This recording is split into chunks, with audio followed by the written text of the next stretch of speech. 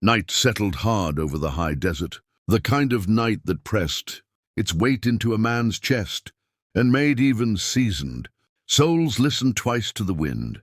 Caleb Rourke stood on the porch of his lonely ranch house, lantern low, eyes scanning the dark line where the mesquite met the open plain. He had lived alone long enough to trust silence, long enough to know when it was lying. Somewhere beyond the cattle pens, a sound cut through the stillness, soft, broken, human. Not a coyote, not the wind, a plea carried thin and desperate. Caleb's hand tightened around the lantern hook as memory stirred, memories of war, of people left behind because help came too late. He grabbed his rifle, not in anger but in resolve, and stepped into the night. He found them near the dry wash, 3 Apache women, adults hardened by travel and fear, their clothes torn by thorns and flight, eyes bright with exhaustion. The eldest stood forward despite shaking knees, pride warring with desperation. "We are not thieves," she said, voice steady though her breath trembled. "We are hunted."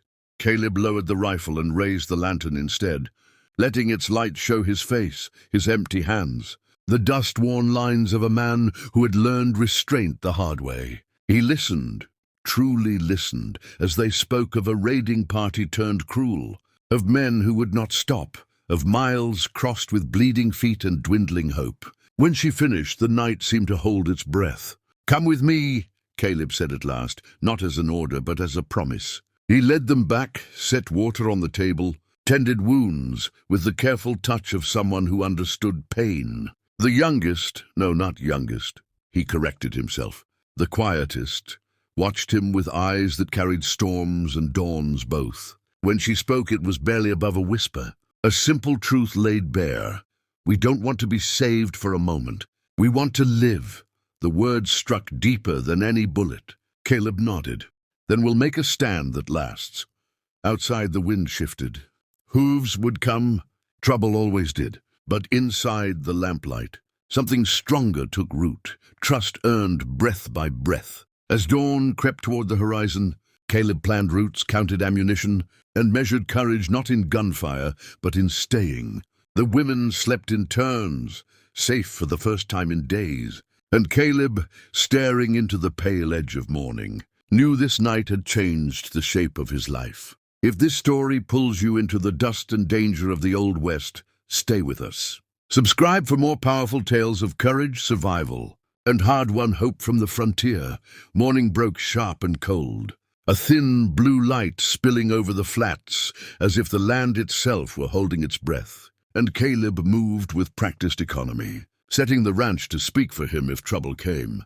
Gates angled to funnel riders, rifles cleaned and laid where hands would fall naturally. Horses calmed with murmurs and feed, while the 3 Apache women watched and learned, their fear tempered now by purpose, by the simple dignity of being included in the plan rather than hidden behind it. The eldest, Naya, stood beside Caleb as an equal, mapping the wash and the ridge lines with a stick in the dirt, naming winds and distances, while the quiet woman, Tala, kept her eyes on the horizon, reading the country like a book written in scars and tracks. And when she finally spoke, it was to warn of dust too soon for cattle and birds.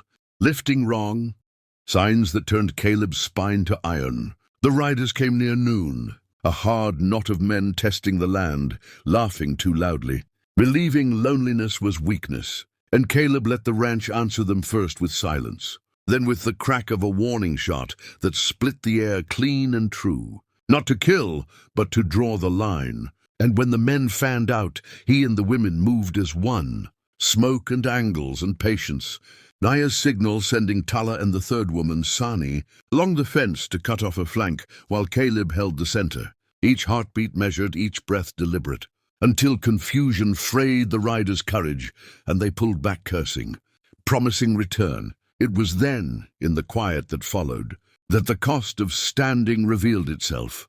Caleb's shoulder bled where a bullet kissed. Flesh, Tala's hands shook as the truth of survival caught up to her, and he sat with them on the porch, binding wounds and speaking plain about what came next, offering not shelter alone, but choice, the kind that grows roots and Tala met his gaze with a strength that startled him, thanking him not with words of need but with resolve, saying she would help rebuild the old corral, that she would learn the cattle marks and the rhythms of rain, that she would not be a shadow in someone else's fight.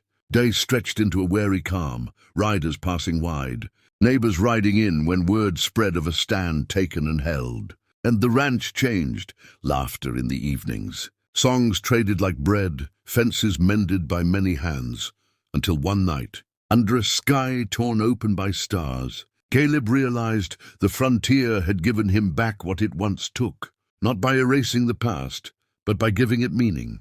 And as the women prepared to choose their paths, Naya to rejoin her people with news of safe ground, Sunny to guide caravans through the passes, Tala to stay and build, Caleb understood that rescue is not a moment but a covenant, kept daily with courage and respect. If this story of grit, honor, and found family speaks to you, subscribe to the channel for more unforgettable Wild West tales where survival is earned, hope is hard won, and every stand matters. The first real storm of the season rolled in without ceremony, a bruised wall of cloud pushing low over the mesas, and with it came the final test of whether what had been built on Caleb's ranch could endure more than gunfire. Because rain in that country did not merely fall, it judged, turning dust to glue and washes to teeth. And as the wind rose, Caleb and Tala worked shoulder to secure the herd, voices lost to thunder but intent clear in every gesture, a partnership forged not in promise but in repetition, while Naya returned at dusk with riders of her own scouts and elders bringing word that the men who had tested the ranch were finished in the territory, driven off by neighbors who had finally chosen a side. And as the storm broke, the land drank deep and the fences held, boards creaking but standing. And in the after silence, there was a feeling none of them named at first, the quiet satisfaction of a place that had decided to keep its people. In the days that followed, choices settled into paths, Naya departing with thanks and trade agreements inked by handshake and trust, Sunny riding out with a map of safe water holes and a smile that promised return, and Tala remaining not as a guest but as a steward, her days filling with work that mattered, and nights with conversations that did not hurry. And Caleb found that the frontier, for all its cruelty, could still reward patience, could still allow two wounded histories to stand side by side, without erasing either. And when the ranch hosted its first gathering, a shared meal, music drifting into the dark, children chasing fireflies where once there had been fear, Caleb understood that survival was no longer the goal, community was. And as the stars wheeled overhead, he raised a cup not to victory, but to continuity, to the long work of keeping a promise. And if this journey through grit, honor, and hard-won belonging has kept you listening, subscribe to the channel for more Wild West stories where courage builds homes and hope rides on.